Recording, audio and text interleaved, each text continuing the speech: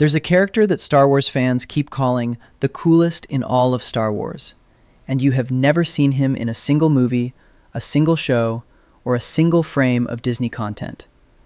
His name is Revan. He exists inside a 2003 Xbox role-playing game developed by BioWare called Knights of the Old Republic, set roughly 4,000 years before the Battle of Yavin, and his story is so morally complex that academics studying video game narrative have published papers about it. Lore scholars have spent 20 years unpacking its philosophical implications, and the character himself has become a convention fixture despite never appearing on a cinema screen. Convention-goers and cosplayers show up as Darth Revan at Star Wars events 2 decades after the game shipped. The academic book Star Wars KOTOR describes him as a fixture of Star Wars fandom to a degree rarely seen from non-canonical texts. He is, by every measurable metric of cultural penetration, one of the most beloved characters this franchise has ever produced, and Hollywood has never touched him. The full arc runs like this: Jedi prodigy, defiant war hero, Sith Lord by corruption, amnesiac Republic soldier, redeemed knight, prisoner for 300 years, and finally, a fractured man trying to hold together everything he'd ever been, while the galaxy he'd saved 3 separate times figured out what to do with him. He was born around 3994 BBY. His story extends into the Star Wars The Old Republic era, set centuries later. The life it describes is, by any narrative measure, the richest ever written for a Star Wars character. This video is going to walk through it from the beginning. The story makes the case by itself. Revan trained as a Jedi Padawan under a master named Kreia, a woman who would later resurface in Star Wars lore under a considerably darker designation, Darth Treya, as the central antagonist of Knights of the Old Republic 2. The specifics of his early training are sparse in the official record, but what the lore preserves consistently is this: Revan was never a typical student. He interrogated the Force, rather than simply studying it. Other Jedi followed him because he asked better questions than the people above him. The revanchist movement, the name given to his faction of defiant Jedi, didn't emerge from a formal organizational vote. It emerged from the gravitational pull of a single intellect that the people around it couldn't resist. The Mandalorian Wars ran from roughly 3976 BBY to 3960 BBY. The Mandalorian Neo-Crusaders, warrior clans under a warlord called Mandalore the Ultimate, had been expanding across the Outer Rim, absorbing or annihilating Republic worlds without encountering organized Jedi resistance. The Jedi Council's position was deliberate and, in their own terms, principled. Master Vandar Tokar had perceived great destruction coming through war in Force visions, and the Council interpreted that vision as a warning against direct engagement, rather than an instruction to prevent the destruction by acting. Their additional rationale held that the Mandalorian advance was potentially a feint, that a greater, more patient threat lurked behind Mandalore, manipulating the Crusade for purposes the Council couldn't yet identify. After the catastrophic losses of the Great Sith War, the Order wasn't prepared to spend itself again on what might be a distraction from an enemy they hadn't located yet. This reasoning was coherent. Revan found it unconscionable. The Council's patience required that Republic civilians on the Outer Rim absorb the cost of the Order's caution, planet by planet, while the Jedi deliberated. He organized the revanchist movement, gathering thousands of Jedi who shared his view, and he defied the Council's explicit instructions to stay out of the conflict. He enlisted alongside his closest companion, a Jedi named Alec, who would eventually become Darth Malak, and took his volunteers to the front. Then, in 3963 BBY, the question of whether his defiance was justified became considerably less abstract. Revan's forces came to KOTOR, a world the Mandalorians had already finished with. Moving across its surface, he and the Jedi with him found a fallen Mandalorian's mask lying in the wreckage. Touching it triggered a shared Force vision that showed them exactly what had happened. Cassus Fett, Mandalore the Ultimate's principal lieutenant, had herded the KOTOR population into the sea. Not a battle, and extermination. Over 90% of the species killed in a single coordinated operation. One Mandalorian warrior woman had refused, had stood between her comrades and the KOTOR people, and had been killed alongside them for it. The Jedi Council, confronted on KOTOR itself, told the revanchists the Mandalorians were nothing remarkable, and ordered the movement to disband. The Council had known about the massacre. They had chosen to suppress the information within the Order, a calculation that the intelligence wouldn't change their strategic position and would only inflame the factions already demanding intervention. Revan picked up the dead Mandalorian woman's mask, the warrior who had tried to do the right thing and died for it, and put it on. That mask became the visual signature of Darth Revan: dark hood, silver-gray Mandalorian faceplate, red and black robes. The image that millions of people have rendered in fan art for 20 years originated here, on KOTOR, as a specific act of testimony. The mask he chose wasn't theatrical posturing. It was a statement made in the language of Mandalorian warrior culture.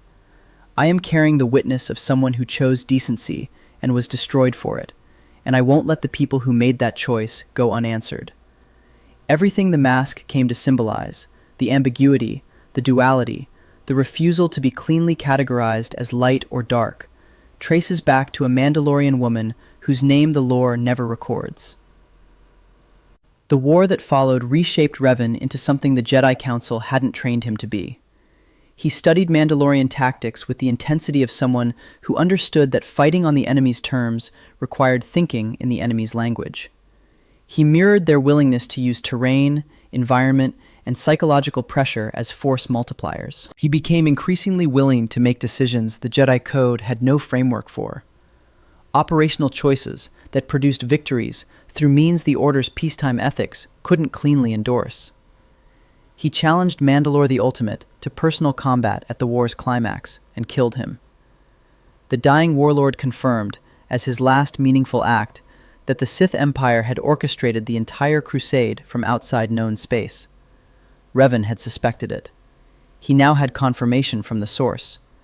He took Mandalore's mask as the spoils of that combat, a deliberate strategic choice, because in Mandalorian culture, the mask of the Mandalore is the symbolic seat of political and military authority.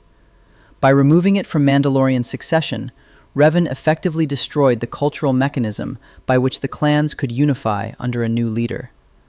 The Mandalorians would remain fractured for decades afterward. This wasn't incidental collateral. It was targeted civilizational disarmament. The war ended at Malachor 5 in 3960 BBY, and the way it ended is the moral wound at the center of everything else. The weapon deployed there was called the Mass Shadow Generator.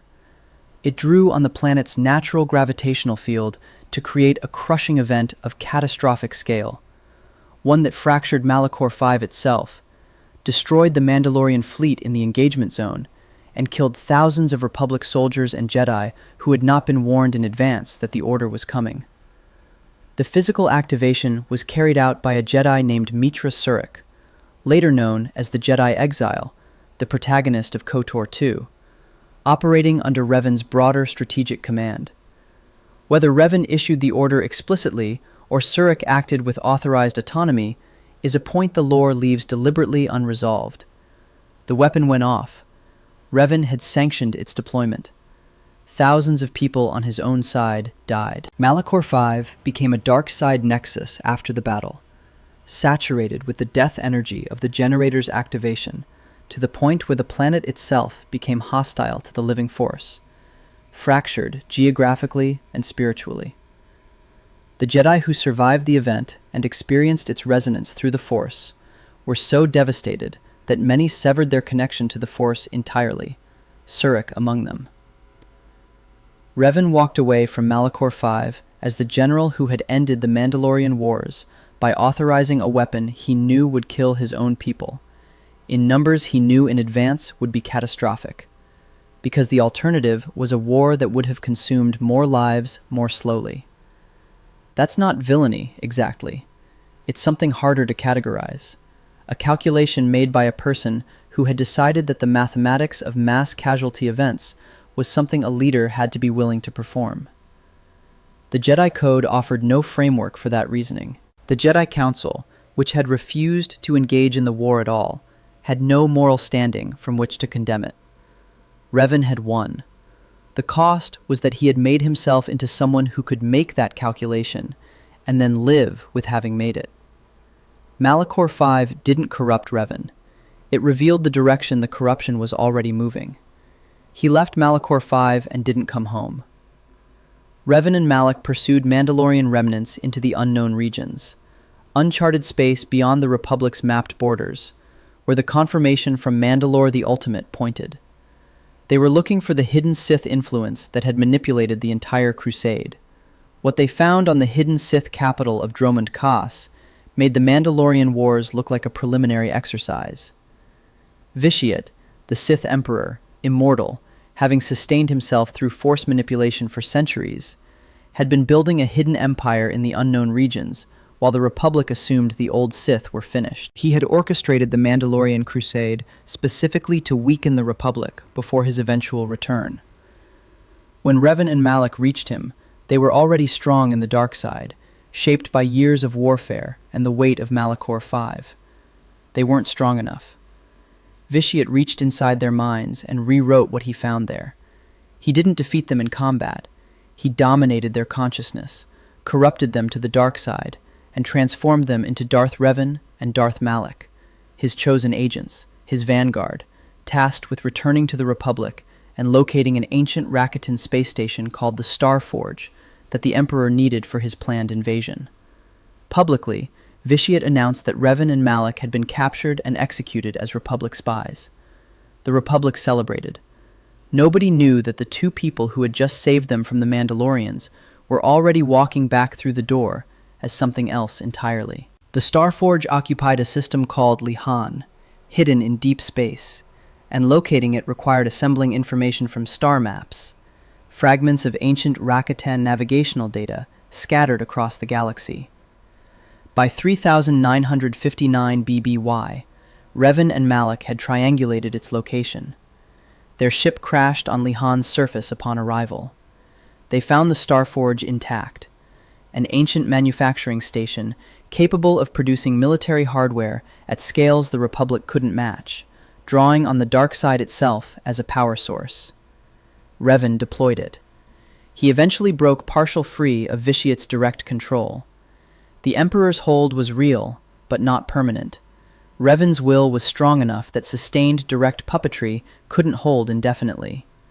What remained after the domination loosened was still corrupted, still dark side, but increasingly driven by intelligence that was Revan's own. The lore carries a contested reading, found in the novel's framing and lore analysis surrounding the SWTOR content, that suggests Revan's campaign against the Republic wasn't purely an act of corruption, that some fragment of the strategic mind that had outthought the Mandalorians was operating even then, building a republic hardened by conquest and therefore capable of resisting Vitiate when the Emperor finally came to collect.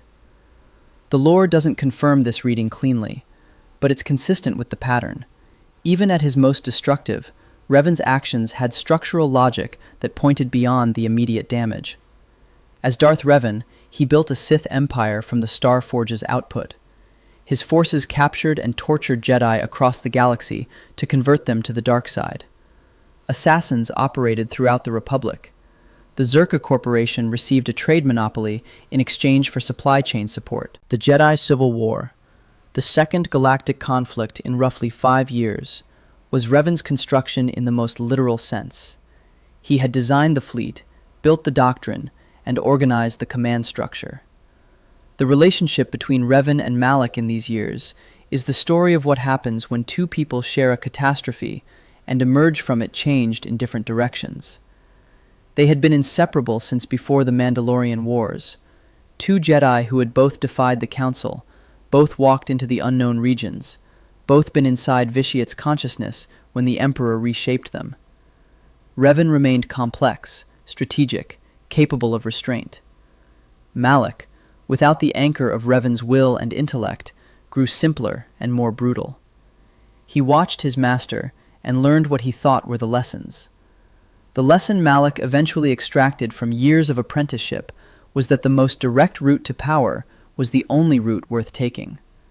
In 3957 BBY, the Jedi Council set a trap. A small Republic fleet deployed to the Outer Rim as bait. A Jedi strike team placed aboard Revan's flagship to take him down directly. The team was led by Bastila Shan, young, extraordinarily talented, carrying a gift called battle meditation that could amplify an entire fleet's effectiveness in combat. She reached Revan on the command deck. Malak saw the ambush coming and calculated his opportunity. He had Revan exposed and surrounded, exactly the kind of vulnerability an ambitious apprentice waits years to find. Malak's cruiser, the Leviathan, opened fire on Darth Revan's own flagship. The betrayal was measured. Malak allowed the Jedi strike team to board, let them engage Revan, and then fired on the ship from outside to eliminate his master while Jedi were already inside doing his work for him. Revan escaped via escape pod and crashed on the planet Terrace, unconscious for days. Bastila found him first. A force bond had formed between Bastila and Revan during the ambush. Involuntary. The kind of connection the Force creates when two people's survival becomes structurally intertwined with each other's. She brought him back. And the Jedi Council, faced with a living Darth Revan in their custody, made the decision that the academic literature studying KOTOR has characterized as ethically questionable, and that the lore itself treats as genuinely ambiguous without resolution. They wiped his memory. Entirely. They constructed a new identity, implanted it, and redeployed him as a common Republic soldier with no knowledge of who he had been. The reasoning was utilitarian in the coldest possible sense. Revan knew how to find the Starforge. Malak had to be stopped, and a reformed Revan serving under Bastila's influence, with a moral compass the Council had personally calibrated, was more useful to the Republic than a dead one. The Goodreads summary of Drew Karpyshyn's 2011 novel, Revan, which bridges this period and the SWTOR era, frames what remained after the wipe as nightmares. Not memories, nightmares. The mind can't fully contain what it has lost, so the lost material bleeds through as dreams. The mask, the battles, the Emperor's presence on Dromund Kaas. Fragments of a life that was technically his, but that he experienced as something happening to a stranger he once was. The new Revan had a name, a sense of self, values and responses, and a personality that felt entirely authentic, because in the most technically accurate sense, it was. The Council didn't construct a puppet, they constructed a person, using the architecture of his actual neural structure as the substrate. The horror of that is subtler than obvious villainy and considerably more interesting. The person they built was genuinely good, curious, capable of compassion, humor, real connection, and every quality that made the new Revan admirable, every impulse toward the light side that he experienced as authentic moral choice. The Council had installed all of it. His values were real. They were also not his, in the sense that he hadn't arrived at them. The academic source Choice and Consequence, in Star Wars, Knights of the Old Republic, notes that the Council chose to hide his identity from him and manipulate him for their cause without his consent. The word consent is doing enormous work in that sentence. The person who existed before the wipe, Darth Revan, was never asked. The person who existed after, the new Revan, was never told he was being asked on behalf of someone else entirely. The ethical structure of what the Council did collapses when you try to locate who, exactly, had the right to authorize the decision. The same academic source raises a further interpretive possibility that the game itself never fully closes. The light side playthrough of KOTOR can be read as a cynical choice by Revan, a strategic decision to appear redeemed while pursuing his own agenda. The counter-reading, also in the scholarship, holds that the Council couldn't understand or contemplate the possibility that Revan never fell, that his turn to the dark side was never a genuine conversion, but a calculated strategy against the Sith Emperor all along. The game generates both readings simultaneously and refuses to arbitrate between them. That isn't a flaw in the writing. That's the writing. KOTOR communicates this through its mechanics in a way film can't replicate. You, the player, are Revan. You make every decision. Light side, dark side, every dialogue option, every moral calculation. The game then reveals, roughly 2/3 of the way through, that the person you've been making choices for had their choice architecture pre-engineered by the Jedi Council. Your choices as a player are yours. The in-world Revan's choices were built in advance by the people who needed him to make them. The game makes you feel the gap between those two truths, the gap between authentic choice and manufactured inclination, in a way that only an interactive medium can achieve, because the gap runs directly through you as you play.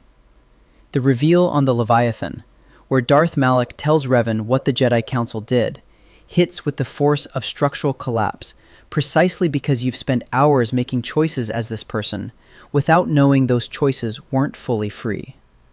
The comparison made in KOTOR scholarship is to the Vader reveal in The Empire Strikes Back, a moment that reframes everything the audience understood about what came before. But Vader's revelation is about lineage. Revan's is about authorship, about who owns a person's identity when their values were installed by others. The question this raises has no clean resolution. If the new Revan's goodness is genuine in its effects, if he saves lives, forms real connections, makes choices that help people, does the origin of his moral compass disqualify the outcomes? The game doesn't answer. The choice it offers in that moment, to reject the dark side again or embrace Darth Revan's legacy, is the entire philosophical problem expressed as a binary. Light side, the council-built person chooses good again. Dark side, the original person reclaims what was taken from him. Both are coherent positions. Neither is innocent. The amnesiac Revan, a Republic soldier with a constructed identity, is deployed alongside Bastila Shan to search for the Starforge. The mission takes him to Tatooine, Kashyyyk, Manon, and Korriban, collecting fragments of the star maps that reveal the Forge's hidden location. The texture of this journey, once you know who Revan is, carries a specific dramatic irony. He had already visited every one of these planets.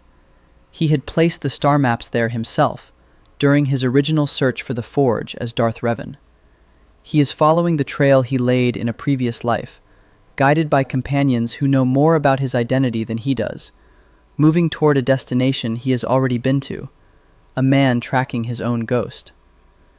The game surfaces this irony through NPC reactions that the first-time player might read as mere flavor. On Korriban, the Sith Academy world, where the dark side is the ambient atmosphere, Revan's force presence causes Sith students to treat him as a natural authority without being able to explain why. His reputation precedes him into rooms where he isn't supposed to exist. On Kashyyyk, when you reveal your true identity to the Jedi Elder Jolee Bindo, his response is approximately a shrug. The past doesn't change the reality of the person in front of him, making choices right now. Jolee's response functions as dry comedy in the moment, and as the game's most philosophically honest position across its full runtime.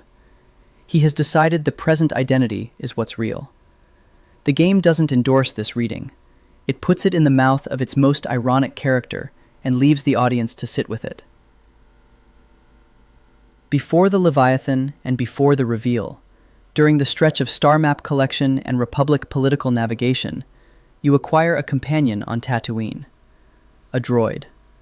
Roughly humanoid chassis, red photoreceptors, joint construction that suggests functionality has always mattered more to its designer than aesthetics. He introduces himself as HK-47. Darth Revan built him. Shortly after the Mandalorian Wars ended, before the corruption had fully consolidated itself, the Dark Lord of the Sith constructed an assassin droid and designated him HK-47, Hunter-Killer Series, built specifically to hunt and eliminate Jedi, equipped with a personality matrix that reflects exactly what Revan was at the moment of construction. The Wikipedia designation is explicit. HK-47 was a Hunter-Killer Series assassin droid and Jedi Hunter constructed by the Dark Lord of the Sith, Darth Revan, shortly after the end of the Mandalorian Wars. HK-47's central contribution to Star Wars lore is the word meatbag. He uses it to refer to all organic beings without exception: enemies, allies, the player character, and, retroactively, the man who built him. His confirmed canonical quote from the game, "You hear that, meatbag? I will be back." The word compresses his entire worldview into a single anatomical observation. Organics are soft, temporary, inefficient, and made of meat. Calling them meatbags is, in his framing, simply accurate biological description. He finds the offense organics take at the designation genuinely puzzling. He has no framework for understanding why truth would be considered impolite. His philosophical operating system treats assassination as a technical discipline, deserving of craft and care. It treats mercy as a cognitive error, unique to organisms with emotional architecture. It treats patience as a cost, something HK-47 tolerates not because he values restraint, but because the violence at the end of waiting is worth the waiting. He discusses casualties with the flat precision of a logistics report. He describes combat as something he finds aesthetically satisfying, in the way a craftsman finds a well-executed joint satisfying. He is, across KOTOR 1 and KOTOR 2, the funniest presence in any Star Wars property. Not because he was written as comic relief, but because his complete sincerity about a completely monstrous worldview creates a tonal dissonance that never resolves and never stops being funny precisely because of that. The darkness of HK-47 is also the point about Revan. Revan built this droid, designed the personality architecture, or signed off on it, at a specific moment in his arc.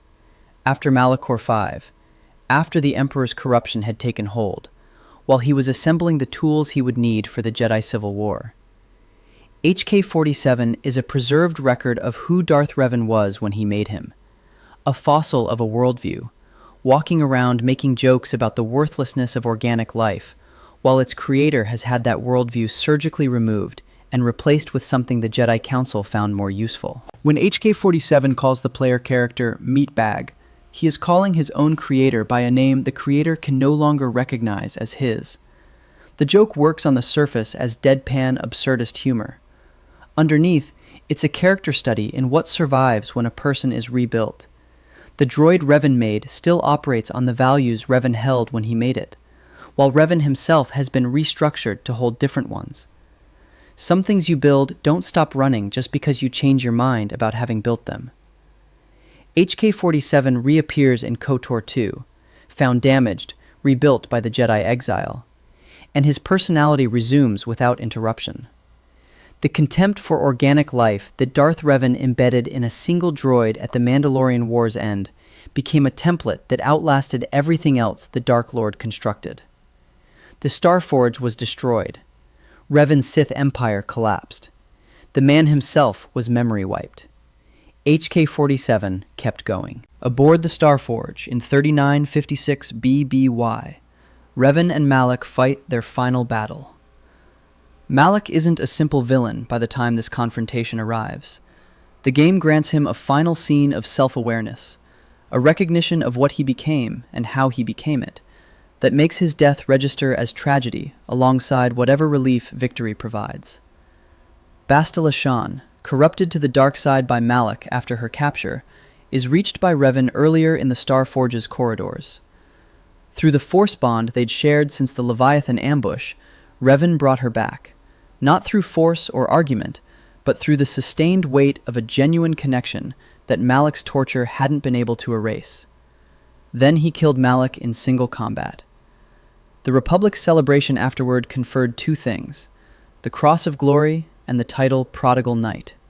The Prodigal Knight, the one who left and returned.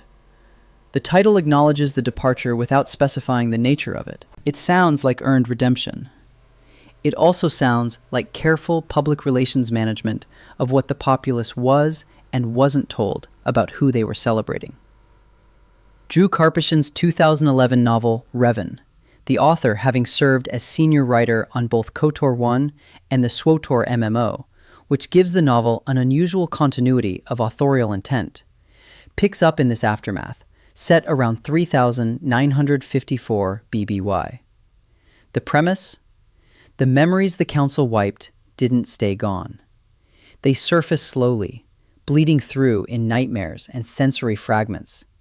The mask, the battles, the Emperor's presence on Dromund Kaas, the weight of Malachor V. Revan built a life with Bastila. He tried to inhabit the prodigal knight identity. The past kept reaching through. The novel has attracted criticism from segments of the KOTOR community, the dominant reading in fan discussions being that it felt less like a conclusion to Revan's story and more like table setting for the Swarmos plot, which Karpyshyn had been working on simultaneously. That critique has merit as craft analysis. The novel's narrative priorities skew toward swore setup, rather than toward the psychological depth its subject demanded. What it preserves, despite that limitation, the nightmares, the fragmented reclamation of self, the sense that the wipe created a person who could never fully reconcile the two identities it had split, is the foundation for understanding what Revan does next. He goes to find Vitiate. Drawn toward the unknown regions by the Emperor's persistent shadow bleeding through his recovered memory fragments, Revan returns to Dromund Kaas to confront the man who destroyed him the first time. Vitiate wins cleanly. Revan is captured and imprisoned in a facility called Maelstrom Prison, held in deep space, and remains there for approximately 300 years. 300 years.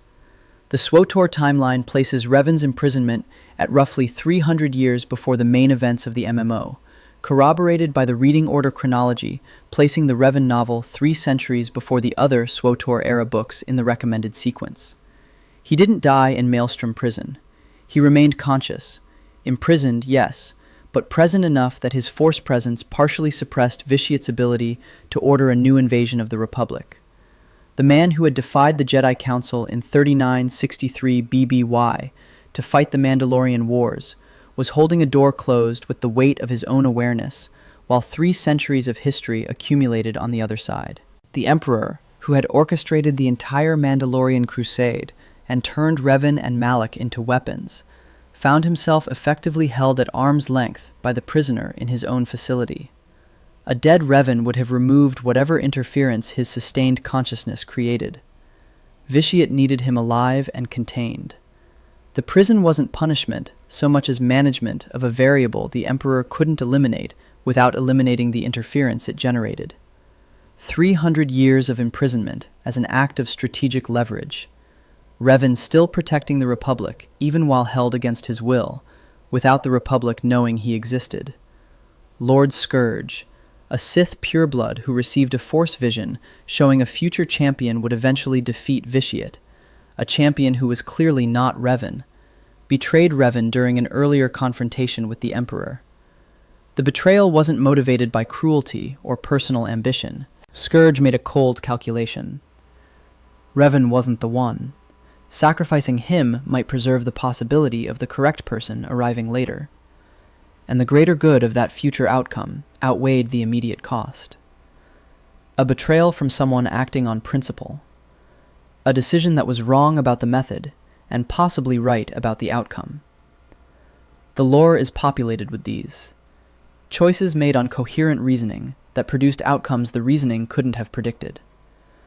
What 300 years in Maelstrom Prison did to Revan psychologically is the subject of the Star Wars, The Old Republic, Shadow of Revan expansion, released December 9th, 2014, with pre-order early access from November 2nd, attempts to answer. The expansion depicts him as fractured by the imprisonment, split between the part of his consciousness that had held purpose across the centuries, trying to prevent another galactic war, and the part consumed by 300 years of accumulated hatred toward the Emperor who had held him. 2 impulses, both authentically Revan's, pulling in opposite directions simultaneously. The expansion's portrayal divided the SWTOR community sharply, with many fans finding the characterization inconsistent with the person they'd known in KOTOR. His exact canonical fate, death, transcendence, or something the expansion deliberately leaves unresolved, remained a point of active argument in the SWTOR community immediately after release and hasn't achieved consensus since. The The Sautor Galactic Timeline holorecord frames his legacy with a phrase that is accurate and also inadequate. Revan is remembered now as a legend, a great hero of the Republic. Legends are stories communities tell about things that happened long ago. Revan was still alive while the legend formed around him. He was being mythologized in real time by a civilization that didn't know he was imprisoned under the weight of the Emperor's will, holding the door closed by refusing to stop being conscious. On April 25th, 2014, Disney's Lucasfilm made a formal announcement. The expanded universe, decades of novels, comics, video games, and spin-off material previously considered official Star Wars continuity, would be rebranded as Legends. The designation sounds like elevation. Functionally, it meant the content remained available, but would no longer influence what Lucasfilm produced going forward. A separate continuity, clearly labeled, beginning and ending with itself. Revan became a Legends character on that date. Knights of the Old Republic 1 and 2, the SWTOR and its expansions, the Revan novel, the Old Republic comics. Everything constituting his story moved into the Legends category simultaneously. The most complete character in the franchise's history was placed in a separate archive, officially, on a specific Tuesday in April 2014. The canon status question carries a technical detail that gets overlooked in most of these discussions. The Rise of Skywalker, released in December 2019, depicted Sith cultists on Exegol operating under factional designations. Among the Sith units present was one designated the Revan Legion. His name exists in Disney's official canon. Only Sith cultists knew the significance of Revan's name, which is its own commentary on what the transition to Legends produced. Revan survived the designation as a word, a name that the worst characters in the Disney timeline kept alive as a military faction designation, while his actual story, who he was, what he chose, what was done to him in return, why the name carried weight, remained entirely outside the canonical timeline. He's a reference without a referent, a name without the life that made the name meaningful. The KOTOR remake was announced in September 2021 as a PlayStation 5 exclusive, developed initially by Aspire Media. Development complications led to Aspire being replaced by Saber Interactive, and Tim Willits of Saber Interactive confirmed in the most recent public update that the remake remains in active development. Whether it signals any pathway toward live-action adaptation is genuinely unclear. Its existence does confirm that the IP is considered commercially valuable enough for a ground-up rebuild for modern hardware. What Lucasfilm does with that commercial validation, if anything, remains unannounced. The community response to Revan's legend status runs in two distinct directions. One faction, by most accounts the larger of the two, treats his legend status as a form of structural protection. Their argument is specific. Revan's story works because it refuses clean resolution. The memory wipe has no satisfying villain to defeat. The Council's decision to erase him was a moral violation, and also, within their own utilitarian framework, the correct call. His fall to the dark side was engineered by Vitiate, and also chosen, incrementally, through every decision Revan made from KOTOR onward. His redemption was genuine, and also manufactured. Adapting this for a mass film audience would require making choices about which of these readings is the correct one, collapsing the ambiguity into something legible, posturable, and pitchable in a development meeting. The fear isn't that Disney would produce something unwatchable. The fear is that they would produce something entertaining by removing the exact elements that make Revan impossible to reduce. The other faction wants him adapted regardless. Their argument is equally coherent.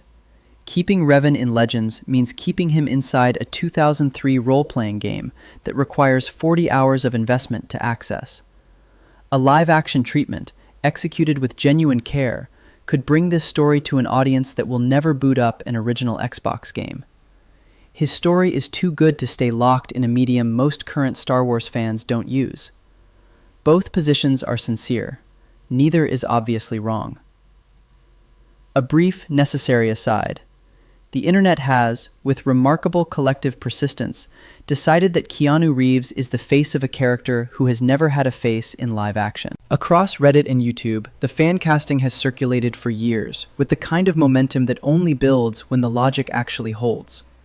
Revan's imagined screen presence, stoic, physically capable, carrying unspoken weight behind every interaction, suggesting depths the surface performance doesn't fully reveal, maps cleanly onto what Reeves has produced repeatedly across wildly different genres. He has never played Revan. He is still, by internet consensus, Revan's face. The internet's fan casting instincts aren't legally binding, but they have a track record. A Revan film trilogy, or more accurately, a prestige limited series, which is probably the structurally correct format for a story spanning 300 years of lived experience, would require its creators to do one specific and difficult thing: leave the hardest questions genuinely unanswered in the final frame. The Jedi Council's decision to wipe Revan's memory can't have a clean villain the audience can satisfyingly condemn, because the Council's reasoning was coherent, even though the act was a violation. The moral weight of Malachor 5 can't be resolved with a redemption beat that lets the audience exhale and go home feeling good. The identity crisis at KOTOR's center, the question of whether a person whose goodness was engineered is actually redeemed or simply reprogrammed, has to remain open, present, and unresolved in the final scene. Every element of Revan's arc that makes it extraordinary is specifically the element that mainstream film production tends to compress into something more comfortable. Ambiguity becomes a twist with an answer. A philosophical crisis becomes an action sequence with a resolution. An open question gets closed in the third act, because the version that stayed open tested badly with preview audiences. Disney's handling of morally complex Force users in the sequel trilogy included genuine creative risks, and also included the documented retreat from those risks when audience division became commercially alarming. Revan's story, told correctly, should divide audiences, not because it's obscure or difficult, but because it's genuinely unresolved on the most fundamental questions it raises about identity and choice. The original KOTOR made a choice that film can't replicate. It placed the player inside the identity crisis rather than in front of it. You make the choices. You are Revan. The Council's moral compass has been running in you for 40 hours before anyone tells you it isn't yours. Film can show you a character learning this. Only an interactive medium can make you learn it experientially, from the inside, as it happens to you. That's not an argument against adaptation. It's an argument for honesty about what adaptation would necessarily sacrifice and what it would need to accomplish in compensation. And it's a reason why any adaptation attempting this story would need to be extraordinarily good to be worth the trade. The arc runs from 3994 BBY to the Southern era, more than 350 years of lived experience. It encompasses more moral territory than the entire Skywalker saga. Heroism that crossed into authorized atrocity. Corruption that may have contained strategic resistance to an even greater evil. Erasure of identity by people who called it a gift of second chances. Redemption that was real and also manufactured. Imprisonment lasting centuries. And a legacy so durable that the worst religious fanatics in the Disney-era canon still name their military units after him. He has never been in a movie. His complete story exists inside a 2003 role-playing game, its sequel, a 2011 novel, an MMO, and 20 years of community memory. The story deserves the screen. Whether the screen currently deserves the story is a question the available evidence doesn't resolve. And the fact that you have to think before answering, it's itself the most precise description of why Revan is exactly what his fans have always said he is. Subscribe if you want more stories like this one.